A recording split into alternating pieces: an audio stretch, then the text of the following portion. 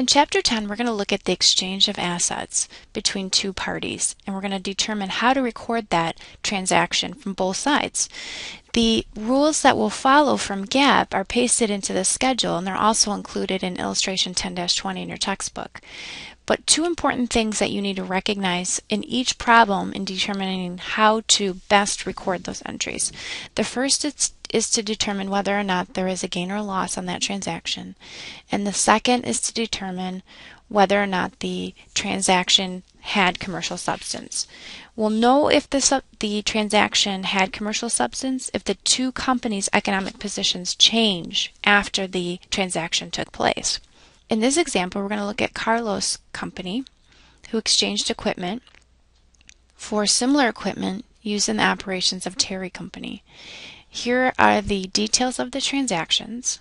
From Carlos's point of view, they had a cost of the equipment of $28,000. They had depreciated it $19,000, and the fair value is $15,500 of this equipment. Terry, on the other hand, has equipment originally costing $28,000 with depreciation accumulated of $10,000.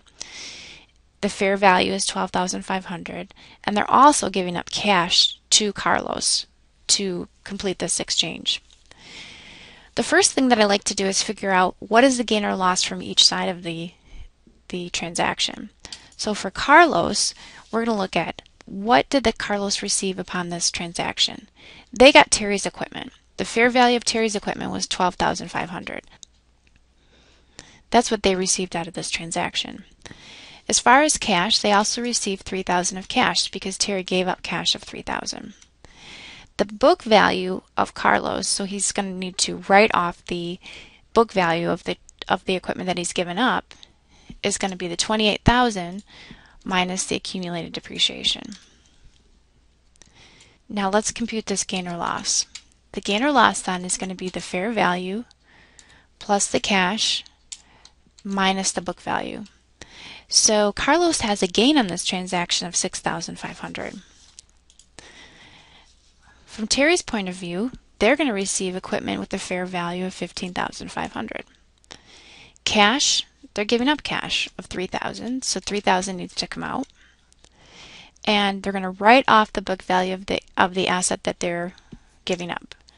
That would be $28,000 minus the depreciation.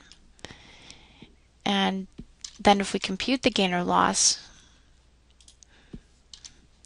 it's going to be the $15,500 minus this cash and minus the book value. So Terry's going to have a loss of $5,500. Carlos is going to have a gain, Terry's going to have a loss. The gain or loss will come into play when we review the rules and determine how we're going to journal those entries. For practice, we're going to look at the transaction assuming it has commercial substance, and then we'll look at it assuming that it lacks commercial substance, so we can see how both types of entries will work. Now looking at the transaction assuming it has commercial substance, let's start with Carlos. Carlos has a gain of $6,500. If we look up here at the rules, we computed the total gain or loss. And if we have a gain, we go down to number 3 if a gain is computed in step 1. So in this case, we're going to recognize the entire gain. Because it has commercial substance, the two parties are in a different economic position than before. We're going to go ahead and just record that gain in our financial statements.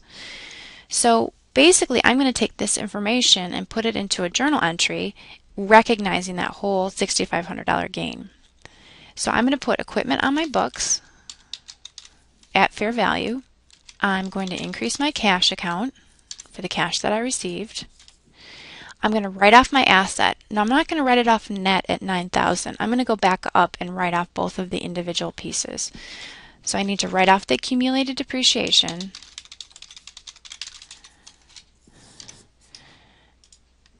and the original asset value.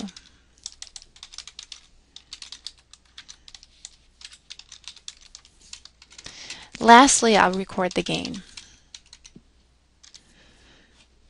So it's a pretty simple, straightforward process of taking this information, putting it into a journal entry.